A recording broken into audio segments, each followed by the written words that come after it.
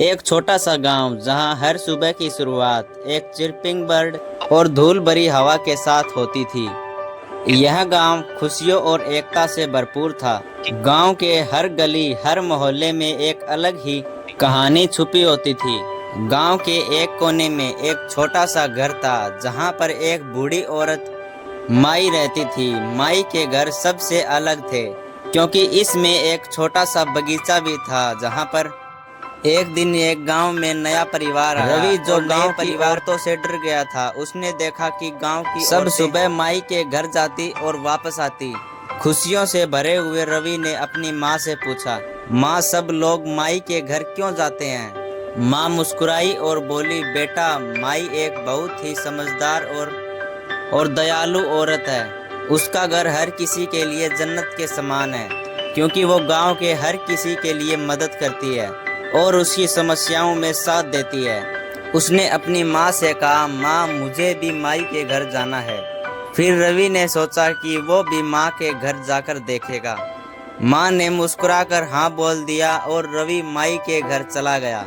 जब वो माई से मिला तो माई ने उसका प्यार से स्वागत किया। रवि ने देखा कि माई के बगीचे में कितनी खुशियाँ थी और उसे अपने बगीचे में घुमाया और वो भी इस खुशी में शामिल हो गया।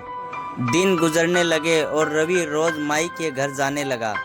उसने माई से अलग अलग बातें सीखी और अनमोल ज्ञान से परिचित हुआ। एक दिन रवि ने देखा कि माई के पास एक पुरानी किताब थी जो बहुत धूल से भरी हुई थी।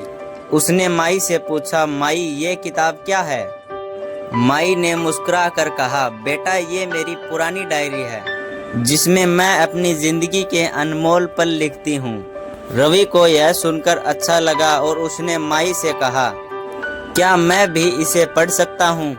माई ने उसे किताब दी और कहा, जरूर बेटा, क्या पता तुम भी उससे कुछ सीख जाओ।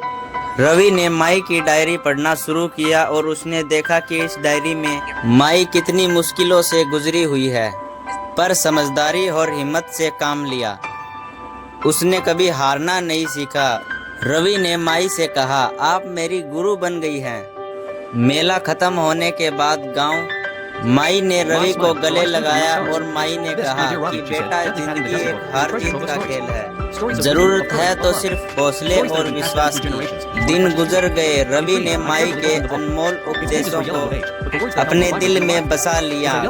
गांव में रवि की छवि बदल गई थी। वो एक समझदार और हिम्मत वाला लड़का बन गया था। एक दिन गांव में बड़ा मेला आया और सब लोग मेले में गए और मस्ती से खुशियां बनाने लगे। रवि भी अपने दोस्तों के साथ मेले में गया और वहां अपनी माई से मिला। माई ने उसे प्यार से देखा और कहा, बेटा, अपनी हिम्मत और समझदारी का इस्तेमाल करते हुए अपने सपनों को पूरा करो। रवि ने माई की बात सुनी और सोचा वो भी कुछ ऐसा करे जो सबको। उसने अपने दोस्तों के साथ मिलकर एक नाटक तैयार किया जिसमें गांव की समस्याओं पर रोशनी डाली गई थी। लोग नाटक को देखकर प्रभावित हुए और रवि को बधाई देते हुए बोले, ये गांव की खुशियों का असली हीरो है। मैं रवि का नाम चर्चा में आया। लोग उसकी समझदारी और हिम्मत को सराहा और उसके सपनों को पूरा करने की हिम्मत को सलाम किया। इस तरह एक छोटे से गांव की कहानी में एक छोटे से लड़के का सपना बड़ा और ऊंचा हुआ। माई की समझदारी और प्यार ने रवि को एक असली न्याय योद्धा बनाया और उसने अपने गांव को एक नए उजाले में लेकर गया।